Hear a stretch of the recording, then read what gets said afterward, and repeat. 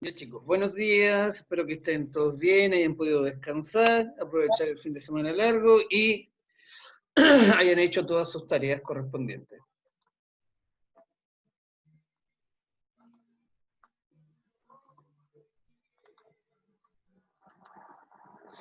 Perdón.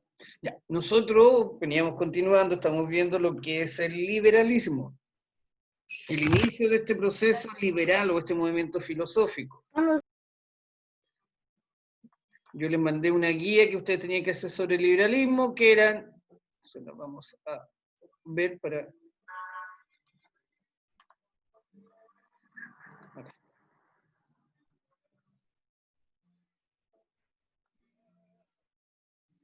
Nosotros habíamos visto, yo les mandé esta guía, espero que todos la tengan en sus manos, era bastante sencilla, no era difícil de hacer, cuando acá la idea es hacer una comparación de imágenes, o de dos pinturas en pocas palabras.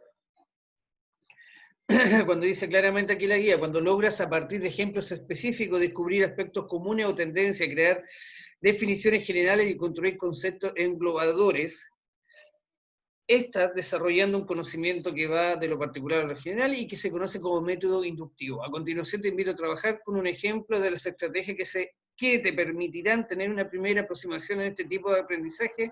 Observa las siguientes imágenes y luego desarrolla la actividad. Este cuadro, obviamente dice que es 1830, es la fecha en que se pintó el cuadro.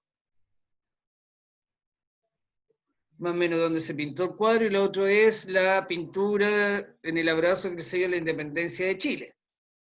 También donde es, bueno, la fecha, por eso es donde la fecha donde ocurrió, y este el año de la pintura está bajito. La idea era que ustedes vieran material de apoyo de lo que habla de lo que es el liberalismo y cómo este movimiento filosófico ayudó a la independencia o la emancipación de ciertas colonias y países, o también que dejaron de lado un antiguo régimen. Como lo mismo que dice acá, identifica al menos dos elementos comunes entre las imágenes expuestas, establece una relación entre las semejanzas y elabora una hipótesis que la explique. Explora distintas estrategias que otras estrategias podrías haber aplicado para comparar lo expuesto en las imágenes. Aquí lo que ustedes tienen que ver, en pocas palabras, en el análisis, cuando uno hace un análisis de imágenes, principalmente en un contexto histórico, y uno lo puede hacer en cualquier contexto, es entre que en el lado izquierdo tenemos que dice este cuadro representa un momento de las revoluciones liberales en el año 1830. Por ahí es como lo que representa en sí. ¿Cuál es la idea de diferenciar las imágenes? Principalmente, si cuando yo me voy viendo las imágenes para ir haciendo la tarea,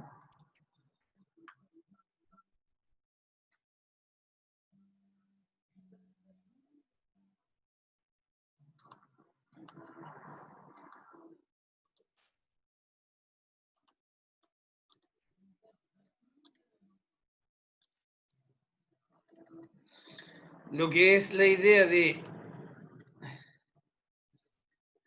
esta idea de imágenes, cuando yo lo primero que veo una imagen, ya, veo la del lado izquierdo que representa a las revoluciones liberales en Francia, lo primero que me fijo es en la pintura, que veo, no sé, la bandera, el tipo de pintura, la gente que está en la imagen, quien lleva la bandera es una mujer, quienes están a los costados de toda esta mujer que lleva la bandera, iniciando como llamando a la revolución, es un niño, se podría decir, que en esta época los niños participaban mucho. Hay que considerar que la calidad de vida y el tiempo de vida que se determinaba de una persona en esta época no superaba más allá de los 30 años, como mucho 40, a lo mejor se tenía mejor situación económica, podía vivir muchos años más, pero normalmente una persona promedio vivía hasta los 25, 30 años más menos. Y ya un joven a partir de los 10, 6, 7 años, 8 años ya estaban trabajando. Obviamente que si eran de los tratos sociales más bajos, ellos ya estaban trabajando, uno ya trabajaba, ya se consideraba una persona adulta, participaba en todo. a los 15, 16 años, ustedes tienen que considerar que antes ya estaban casados y tenían hijos. Era una persona adulta ya, no era un niño, era un adulto.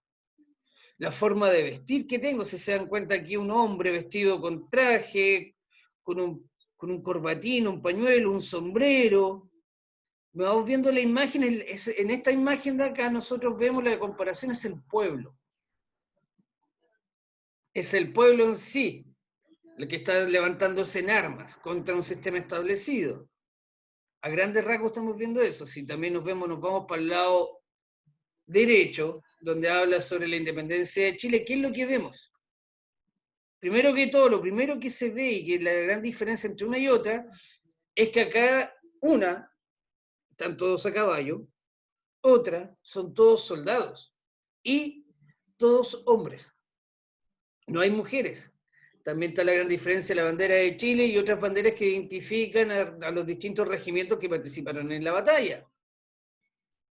También se ve un abrazo entre dos personas, obviamente, que uno que ya que es chileno sabe que en esta imagen de acá está San Martín, que era el argentino, que él trajo su ejército parte de su ejército con el ejército chileno para batallar, o sea, dar las últimas batallas en Chile para lograr la independencia total.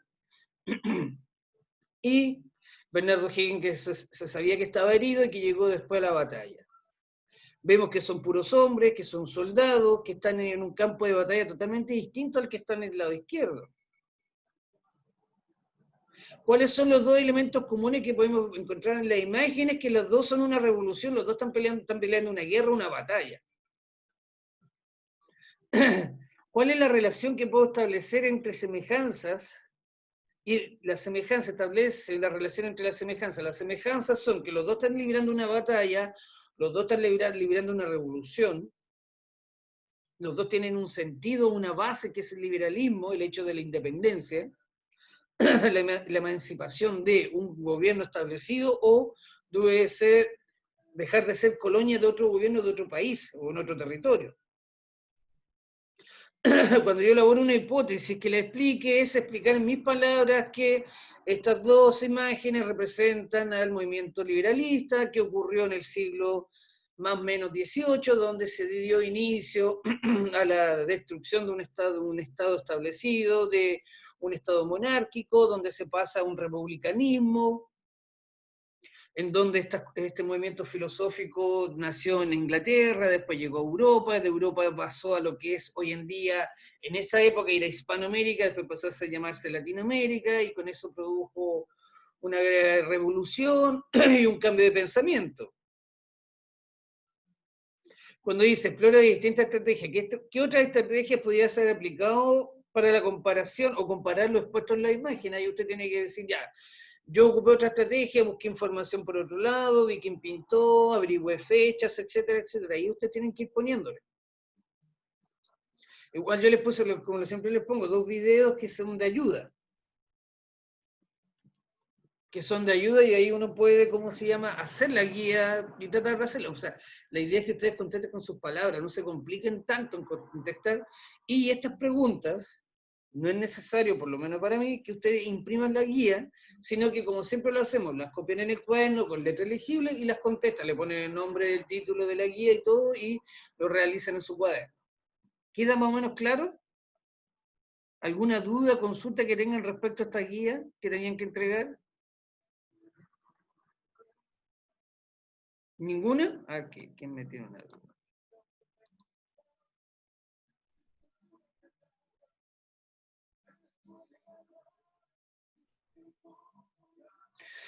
Ya, estamos claros que no tenemos dudas, consultas, nada, estamos bien con respecto a lo que es la guía, que estamos hablando del liberalismo. Recuerden que estamos viendo el proceso liberal, y este proceso liberal, como se dice, siempre comenzó en Europa y después viajó por todo el mundo. Obviamente tenemos siempre que entender que en esta época, imagínense, si yo quería viajar de Europa a Hispanoamérica o viceversa, tomar un barco por lo menos me demoraba 2 meses en llegar allá. Y 2 meses en un sentido de encontrar buen clima, de no encontrar piratas, de no encontrar ningún problema. A diferencia de hoy en día que ocurre algo en Europa y lo sabemos a veces más rápido que lo que saben el mismo pueblo europeo o lo que sucede allá, porque la información hoy en día viaja mucho más rápido que en esta época. Imagínense, yo le escribía una carta se demoraba 2 o 3 meses en llegar de un lugar a otro, y era la única manera de comunicarse.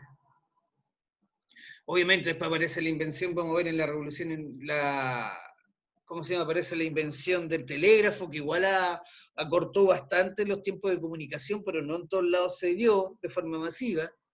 Hoy en día ustedes saben que todo se comunica a través de lo que es Internet, la telefonía, pero también esa dependencia a los medios tecnológicos igual tiene su problema del hecho de que cuando se corta la luz, fallan las conexiones, quedamos totalmente incomunicados.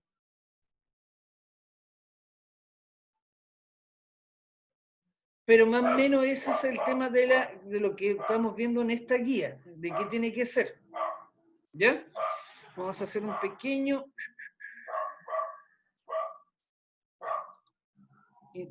repasito a lo que vamos viendo para continuar lo que estábamos haciendo, lo que era, para ir más o menos cerrando la materia y ir avanzando. Ahora, estábamos viendo lo que era el liberalismo, como dice acá, fundamentos ideológicos de las revoluciones americanas.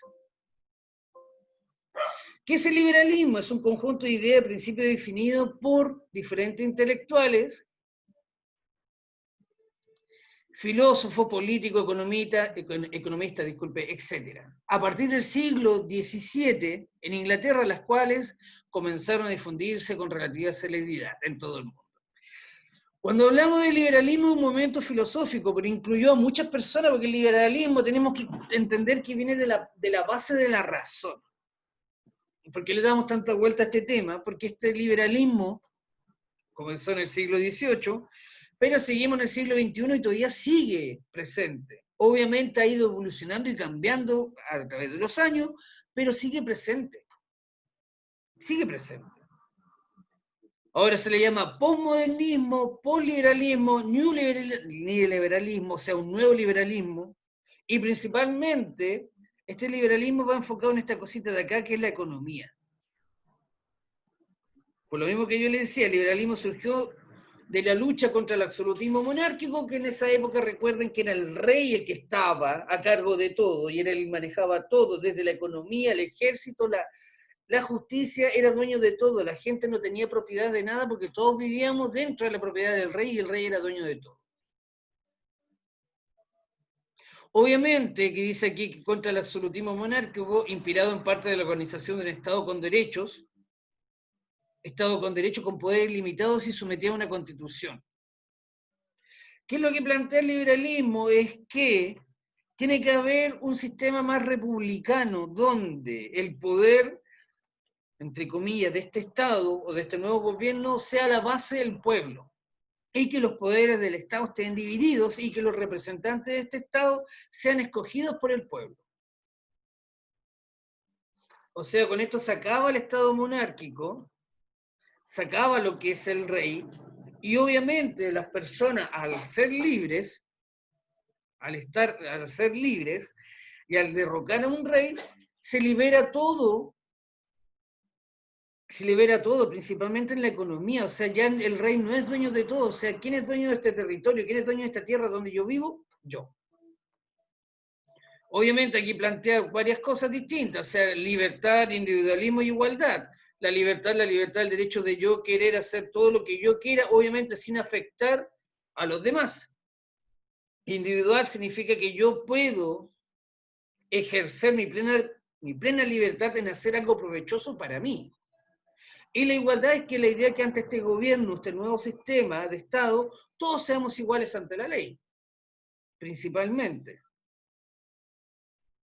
Vimos distintos tipos, distintos pensadores que dan distintos temas de individualismo o de distintas formas de ver el liberalismo, los más famosos que posteriormente algunos los van a estudiar, otros los van a ver en otras materias. Mira, cuando ustedes salgan de la universidad, vayan a la universidad que diga, estudien la carrera que quieren estudiar, normalmente se van a pillar con estos dos personajes que es Rousseau, que él plantea la igualdad total o la libertad de derecho, y este caballero que se llama Adam Smith, que yo creo que La mayoría se van a ir estudiando por carreras más administrativas, ingeniería, siempre le va a aparecer este caballero porque él es el precursor del liberalismo económico, de este capitalismo que tanto pelea la gente hoy en día, el sistema capitalista. Él es el padre de esto, que plantea que todos somos dueños de nuestro territorio. Yo, dueño de este pedacito de tierra, puedo hacer lo que yo quiera con esa tierra. Puedo sacarle dinero, provecho, etcétera, etcétera. Y también plantea de que yo, como ser libre, puedo trabajar en lo que yo desee, cobrar el dinero que yo estime conveniente de acuerdo a la función o trabajo que yo haga, o yo crear una empresa y generar dinero para mí de la forma que yo también estime conveniente. Y la pelea de él es contra el Estado posterior nuevo, donde dice que el Estado ojalá no tiene que intervenir en los procesos económicos porque el Estado solamente se tiene que preocupar de mantener y salvaguardar el territorio, pero no intervenir en lo que es la economía. Como en el libre mercado, el capitalismo, el que hoy día se habla mucho, o de la empresa privada. Por lo mismo dice que el liberalismo, dice, no todo liberalismo económico condujo al capitalismo, pero iba así, el capitalismo significa capital. El capital con que yo emprendo o parto una empresa o un negocio es mi capital y la idea es que yo genere más capital, genere más ganancias hacia mí. La idea es que si yo invertí un mínimo capital, ese capital lo empieza a hacer crecer, crecer, crecer, crecer. Y también hay que dejar de lado que todo el liberalismo partió lo que sería el sistema republicano, donde todos tenemos derechos a escoger un representante que yo esté en concordancia con las ideas de ellos y que me represente ante un gobierno, o yo como persona tengo derecho a dar mi opinión.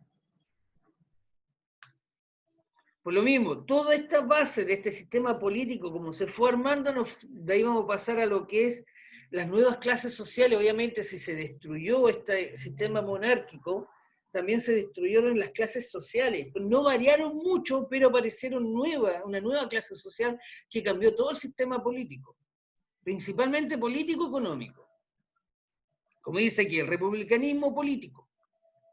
Es una teoría política que propone y defiende la república como el modelo de gobierno óptimo para un Estado en sentido estricto. La república se define en oposición a otras formas clásicas de gobierno, la monarquía y la aristocracia. Cuando habla de la monarquía estamos claros que hablamos del rey y cuando hablamos de la aristocracia hablamos de los nobles, los señores feudales, que todavía había un pequeño legado de esta edad media, que estamos dando paso a la edad moderna, todavía están estos señores feudales o como le llamaban hoy en día los patrones de fondo, que también eran dueños de un territorio extenso y que toda la gente que vivía dentro de ese territorio tenían que trabajar por él. Y cuando hablan de un modelo de gobierno óptimo para un Estado, significa donde el pueblo principalmente participa en la construcción de este Estado.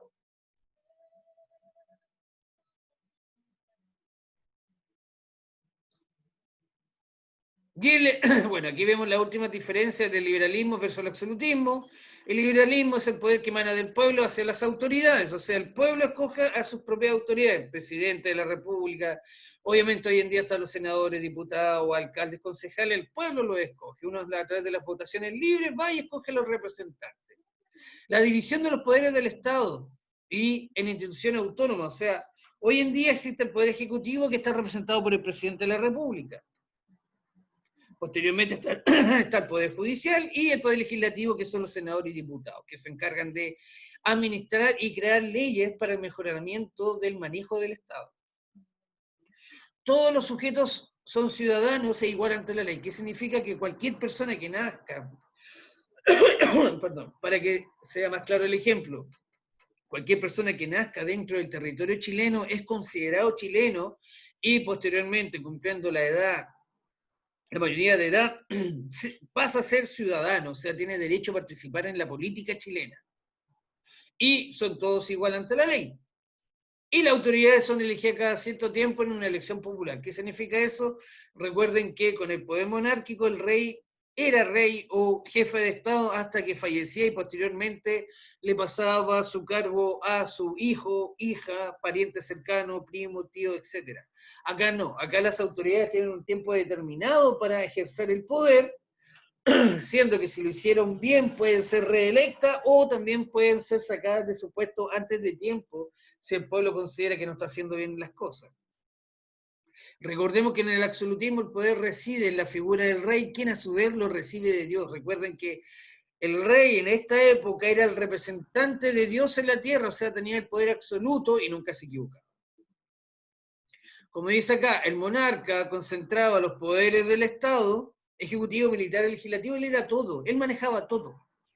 Todo lo manejaba solo el rey. Obviamente tenía consejeros, asesores, pero él era el último que daba, su palabra era la última. Todos los sujetos son súbditos de la autoridad real en una sociedad jerárquica, o sea, el rey era dueño de todo. Él mandaba en todo ese territorio, él era dueño del territorio y de toda la gente que vivía dentro de él. Y como le había dicho, el cargo del rey era heredado familiarmente, o sea, si tenía un hijo o una hija pasaba directamente a ellos, si no, se buscaba el pariente más cercano que podía ser un hermano, primo, sobrino, etc. Y en este punto vamos a saltar a lo otro que estábamos viendo, el capitalismo económico. Dice liberalismo económico, capitalismo. Capitalismo, orden social y económico que deriva del usufructo de la propiedad privada sobre el capital como herramienta de producción. ¿Qué significa eso? El usufructo que yo puedo sacarle provecho a mi terreno privado, yo puedo sembrar, hacer una casa, arrendarla, etcétera, y sobre ese capital que yo creé, yo invertí, sacarle más plata y más provecho todavía. Recuerden que antes el rey era dueño de todo, entonces cuando yo trabajaba o producía algo tenía que darle la mitad al rey o a veces tenía que darle toda la plata a él. Ahora no, esa plata era para mí, era mía. Entonces yo podía empezar a crear más capital, a comprar más tierra, a producir más cosas. Como dice acá, que se encuentra mayormente constituido por relaciones empresariales vinculadas a la actividad de inversión y obtención de beneficios, así como relaciones laborales autónomas como asalariadas, subordinadas a fines mercantiles. Cuando habla de subordinadas significa que yo como trabajador presto servicio a una empresa y también tengo, obviamente, el derecho a cobrar el sueldo que yo considere digno para mí porque yo estoy ofreciendo un servicio especificado o viceversa, el dueño de la empresa puede estipular un sueldo X y yo veo si lo acepto o no. Y cuando dice fines mercantiles se trata de lo que es el comercio, del transporte de comercio. De llevar un producto de, un ejemplo, de Santiago a Punta Arena o de Punta Arena a Santiago. Transportar cosas. En sí lo que aquí me es la idea del liberalismo económico, este capitalismo me plantea que yo cualquier cosa que pretenda hacer que genere dinero, está bien.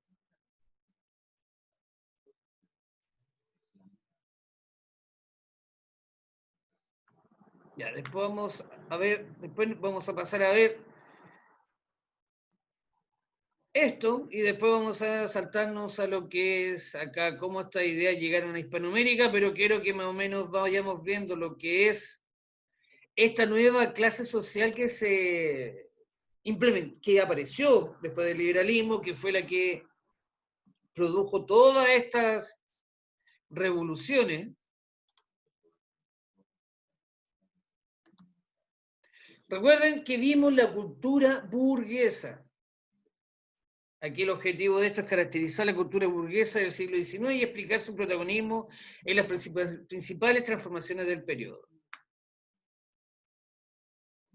Obviamente la cultura burguesa empezó a aparecer desde que comenzó el liberalismo, siglo XVIII, XVII ya estaba apareciendo, más o menos empezó con la caída de Constantinopla, cuando desaparece Constantinopla a través de a manos de los turcos en Europa, empieza la Edad Moderna, empieza la razón a darse vuelta, empiezan todas estas revueltas religiosas, sociales, económicas, donde aparece la oportunidad de comerciar con el Medio Oriente. Recuerden que antes todo llegaba del Medio Oriente, las telas, las especies, las piedras preciosas, todos los elementos que en Europa no se conocían, principalmente la sal. Recuerden que la sal era, por eso viene este dicho de que cuando uno bota sal es de mala suerte o que no hay que botarla porque hoy en día es muy barata, pero en esta época estamos hablando que era muy cara. Por eso estaban estas leyendas que la sal no se desperdicia, no se bota, porque la sal era ocupada para todo. principalmente para mantener los alimentos. La mayoría de las veces el alimento era en base de carne y la carne se salaba, se hacía charqui para que no se pudiera. Entonces toda esta sal se traía del Medio Oriente y obviamente que si yo corté el paso, llegaron los turcos, cortan el paso de Medio Oriente a Europa, los reyes ya no tienen un poder absoluto. ¿Qué pasó con esto? Apareció unos nuevos personajes que son la clase burguesa. ¿Qué sentido tenía la burguesía? Era la clase social formada principalmente, como le dije yo, por comerciantes. Surge más o menos en la Edad Media, pero se consolida el poder máximo, obviamente va creciendo, pero consolida su poder a partir más o menos cuando ya en el siglo XIX ya están establecidos y ellos manejan esta política.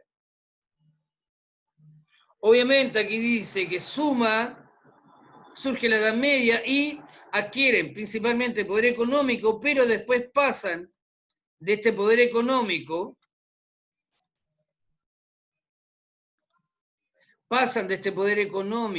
directamente a lo que es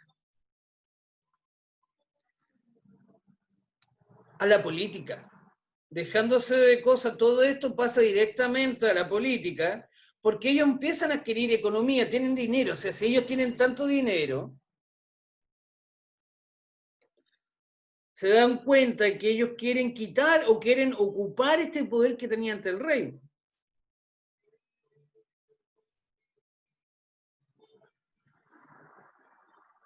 Es lo mismo que sucede hoy en día, ponemos un ejemplo muy básico, muy simple de entender, el presidente de la República. El presidente de la República es una persona que es un exitoso empresario, que tiene muchos bienes materiales y que lo único, entre comillas, que mucha gente dice que le quedaba era ser presidente de la República o entrar a la política.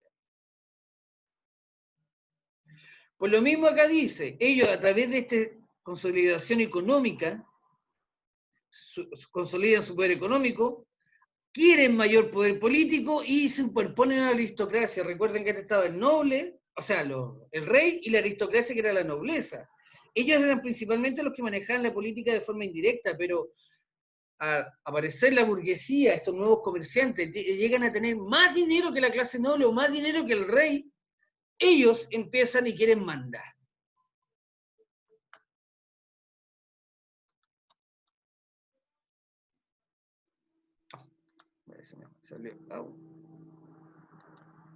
Un segundo, chicos, ahí sí. Por lo mismo, estamos viendo lo que es la clase burguesa. Cómo, dónde, qué parte, cómo funciona, quiénes son. En esta época también, como hoy en día, se le llamaban los nuevos ricos. Ellos principalmente, la burguesía empieza a tomar un poder y empieza a tomar una importancia muy grande en la construcción de estos nuevos estados. Como dice aquí, una visión sobre la burguesía. La burguesía domina. Ella es la nueva aristocracia, la nobleza del siglo XIX. La burguesía domina porque maneja todas las fuerzas sociales, porque posee las fuentes de riqueza, los instrumentos de trabajo, el crédito. El gobierno es tributario suyo, igual que la nación. ¿Qué significa eso? Que yo como gobierno, como Estado, les cobro un impuesto a ellos por tener su empresa, por su comercio o por los lujos que se dan. Lo mismo que hoy en día uno paga el impuesto, lo que es el IVA. Cada cosa que uno compra tiene que pagarle al gobierno una pequeña tajada. Por lo mismo dice, por ella el pueblo vive, por ella muere. Ella es, en fin, señora y reina del mundo social. ¿Qué significa eso? Que como son dueños de esta economía de las empresas, que después vamos a ver que aparece la clase burguesa y después aparece el proletariado, aparece otra nueva clase social que son los más bajos, que son los trabajadores, porque ellos manejan esta empresa y se van dando cuenta que ellos pueden poner los precios que quieran, pagar los sueldos que quieran, y ahí aparece otro conflicto que vamos a ir viendo más adelante. Dice, este dominio está consagrado, proclamado por las instituciones políticas. Es la burguesía quien hace la ley y quien la aplica. ¿Por qué dice eso? Porque posteriormente, cuando ya suceden todas estas revoluciones y se va cimentando este nuevo Estado moderno, la burguesía toma mucho poder. Y como les digo yo, ya tenía el poder económico, ¿qué les faltaba ahora? El poder político. Acá obviamente, que vamos a ver bien después la próxima clase, más detenidamente, es cómo se llama las nuevas clases sociales. Recuerden que para la Edad Media, el rey estaba acá arriba, venían todo lo que eran los representantes del alto clérigo, lo que es la iglesia, la nobleza, los clérigos de medios, porque también había una clase media, siempre había un intermedio. Y obviamente aquí estamos los que son los lados católicos, los representantes de la iglesia, los obispos, clérigos medios, bajos, cleros, curas y frailes, los que eran principalmente los que vivían en los pueblos, cosas así, pero ellos también eran privilegiados porque ellos siempre tuvieron una buena o una situación económica estable. Y por el otro lado tenemos la nobleza, que son los príncipes condes, la mediana nobleza, los caballeros y la baja nobleza.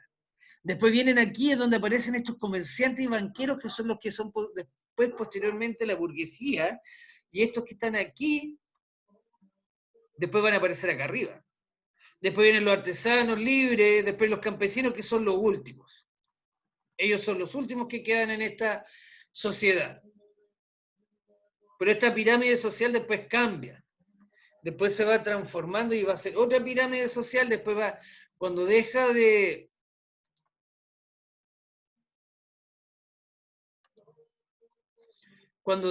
funcionar esta clase social,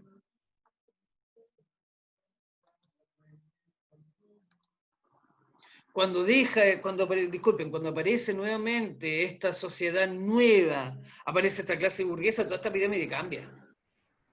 Cambia totalmente, ya no es la misma, va a cambiar todo el sistema político, va a cambiar todo lo que uno está acostumbrado a ver.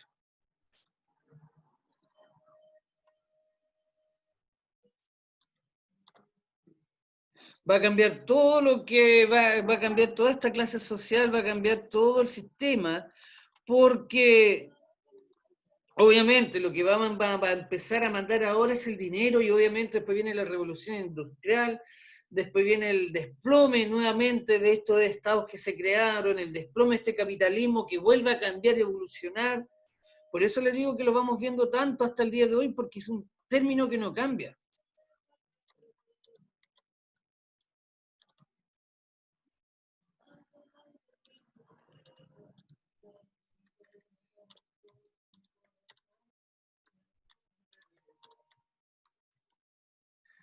No sé si tienen alguna duda, consulta, que estén, para que sigamos viéndola o no.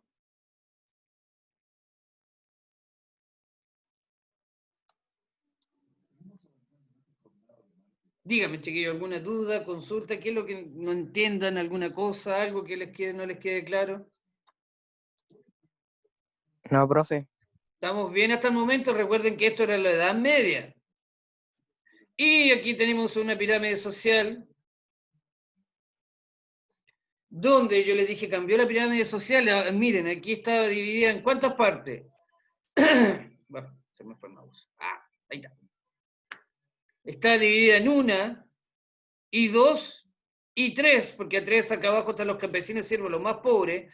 Después venían los campesinos libres y artesanos, los comerciantes banqueros, que son los que van a tomar el poder, y aquí arriba esta estructura que después, pasando de este liberalismo, es totalmente destruida y cambia.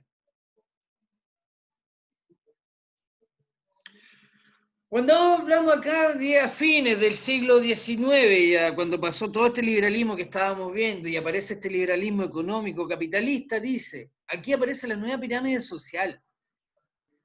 Como sale acá, como le explicaba, se destruye todo lo que ya conocíamos antes de la Edad Media, porque las clases altas es la alta burguesía, principales industriales, comerciantes y banqueros y nobleza tradicional. Las clases medias, trabajadores calificados, profesionales, liberales, funcionarios, campesinos con tierras y pequeños industriales. Ahí recién empieza a aparecer la clase media, recién así se puede considerar una clase media, y después las clases bajas. Como yo le decía, que aparece una palabra que vamos a ver después, que es el proletariado industrial, pequeños campesinos y jornaleros, marginados de la sociedad, etc.